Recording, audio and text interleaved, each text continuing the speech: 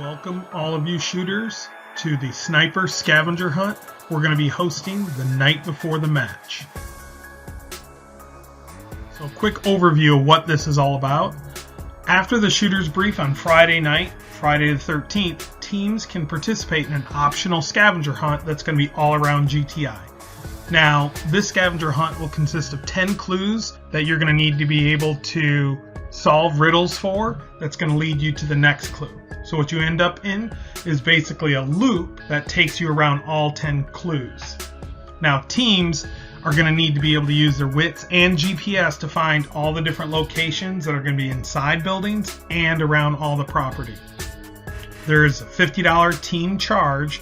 That's for both of your teammates to participate in the scavenger hunt. The winning team is going to get 50% of the pot. So if we have 60 teams, all 60 teams participate, you get 50% of all of that. You can do the math on that. The other 50% is going to go to the Operation Grace White Foundation, the nonprofit that we helped support last year. We're going to be doing a fun, creative way of supporting them this year. So, how do you win? Well, each clue is going to contain a riddle that will have several choices. Each choice has a number associated with it, and you're going to record these numbers. When you're done solving all 10 of your clues, you add up all of those numbers, and hopefully that number that you've added everything up to unlocks the treasure box. The team that completes this first wins and takes all the money inside that treasure box.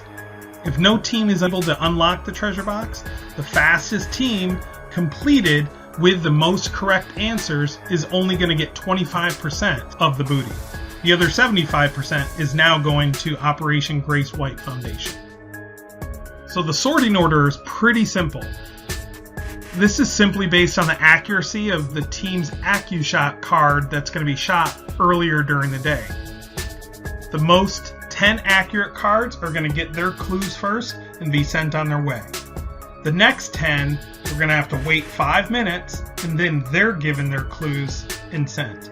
We're going to continue this pattern until all teams have been dispersed. If you or your team don't have an AccuShot card, you're going to be in the last wave to receive your clues. So what are the rules? Well, first of all, your two-man team must stay together and travel by foot at all times. No trying to hop in a vehicle or helicopter or any other mode of transportation. No removing or altering any of the clues provided. So that means when you land upon a clue and you're able to figure it out, you don't need to mess with it or alter it to interfere with any other teams.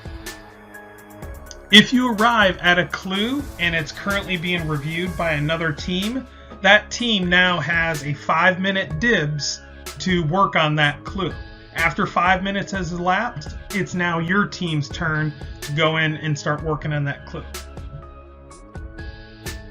One other thing we ask is obviously not to share correct answers or information with the other teams. And finally, you're encouraged to take notes, videos, photos, anything else during the hunt. There is going to be a McCubed or an M3 Mayday. So teams that are stuck on one riddle or a clue can purchase a mid-match Mayday. We're calling it the McCube. And the McCube Mayday is $20. So in order to get it, you must go to the GTI office where we're going to be hanging out at and request the McCube Mayday. We're going to immediately give you the correct answer to that riddle or that location, and you'll be on your way. All the money received on these McCubed Maydays is going to be donated back to the Grace White Foundation. These McCubed Maydays cannot be purchased in advance. Scorecards. So teams need to keep their scorecards with them at all time. Each scorecard has to have 10 and only 10 answers circled. Scorecards that have more or less than that circled will not have that choice counted towards their total. In other words, if you change an answer on your scorecard, the answer is no longer valid, even if the correct one's circled. All selections need to be made in pen, and no replacement scorecards will be provided. So what equipment do you need?